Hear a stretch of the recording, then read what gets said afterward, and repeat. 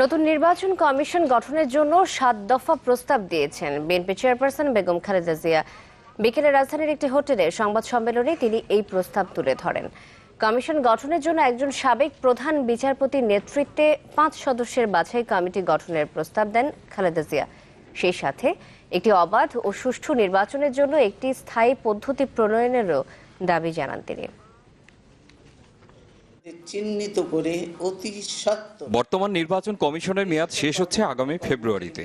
তাই নতুন কমিশন গঠন শক্তিশালী করা এবং অবাধ ও নিরপেক্ষ জাতীয় নির্বাচনের জন্য দলের প্রস্তাব তুলে ধরতে বিএনপি চেয়ারপারসনের এই সংবাদ সম্মেলন। বক্তব্যের শুরুতেই তিনি নির্বাচনকালীন নিরপেক্ষ সরকারের দাবি জানিয়ে জাতীয় নির্বাচনের জন্য একটি স্থায়ী পদ্ধতি প্রণয়নের তাগিদ দেন। সকলের নিকট গ্রহণযোগ্য জাতীয় নির্বাচন অনুষ্ঠানের জন্য একটি স্থায়ী ব্যবস্থা প্রণয়ন বাঞ্ছনীয়। নির্বাচন কমিশন গঠনে খালেদা জিয়ার ৭ দফা প্রস্তাবের মূল বিষয়ই হচ্ছে সব রাজনৈতিক দলের ঐক্যমত্য। কমিশন গঠনের জন্য যে সার্চ কমিটির কথা বলা হচ্ছে সেখানে কারা থাকবেন সেই বিষয়েও তিনি সুনির্দিষ্ট প্রস্তাব তুলে ধরেন। ৫ সদস্যের বাছাই কমিটি গঠনের প্রস্তাব দিয়ে খালেদা জিয়া বলেন, এই কমিটির প্রধান হবেন একজন অবসরপ্রাপ্ত সাবেক প্রধান বিচারপতি, যিনি বিতর্কিত নন। সকল রাজনৈতিক দলের ঐক্যমতে কনসেনসাস ভিত্তিতে নির্বাচন কমিশন গঠন করতে হবে। প্রধান নির্বাচন কমিশনার কে হতে পারবেন বা পারবেন না সেই বিষয়েও দলের অবস্থান তুলে ধরেন বেগম জিয়া।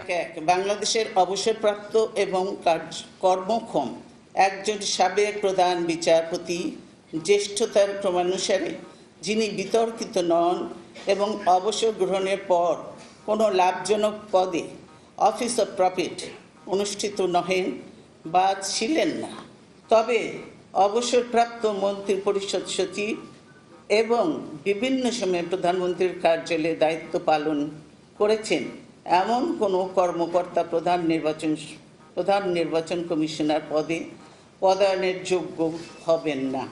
নির্বাচন কমিশন শক্তিশালী করতেও বেশ কিছু প্রস্তাব দেন খালেদা জিয়া। এর মধ্যে রয়েছে নির্বাচন কমিশনের জন্য আলাদা সচিবালয় গঠন, কমিশনের কর্মকর্তা কর্মচারীদের মধ্যে রাজনৈতিক দলের প্রতি আনুগত্য পোষণকারীদের চিহ্নিত করে তাদের প্রত্যাহার করা। বাংলাদেশ নির্বাচন কমিশনের নিজস্ব সচিবালয় গঠন করতে হবে। জাতীয় নির্বাচন সুষ্ঠু ও প্রভাবমুক্ত রাখতে অন্যান্য আইনশৃঙ্খলা বাহিনীর পাশাপাশি সশস্ত্র বাহিনীকে অন্তর্ভুক্ত করতে নির্বাচনী আইন সংশোধনেরও প্রস্তাব দেন খালেদা জিয়া। বাংলাদেশ নির্বাচন কমিশন নির্বাচনকালীন সময়ে প্রতিরক্ষা বাহিনীকে ম্যাজিস্ট্রেশিয়াল পাওয়ার ক্ষমতা প্রদান করে সকল নির্বাচনী এলাকায় টহল সহ ভোট কেন্দ্র ও বিশেষ বিশেষ স্থানে মোতায়েনের ব্যবস্থা গ্রহণ করবে। এই ব্যবস্থা ভোট গ্রহণ দিবসের ৭ দিন পূর্ব হইতে নির্বাচনী ফলাফলের গেজেট প্রকাশনা পর্যন্ত স্থায়ী হবে। নির্বাচন কমিশন গঠন এবং জাতীয় নির্বাচন ইস্যুতে এই প্রস্তাবের পাশাপাশি ভবিষ্যতে নির্বাচনকালীন সহায়ক সরকারের রূপরেখা উপস্থাপনের কথাও জানান বিএনপি চেয়ারপারসন। নির্বাচনী বিধিবিধান। মহসিনুর রহমান বাদল, চ্যানেল 24, ঢাকা।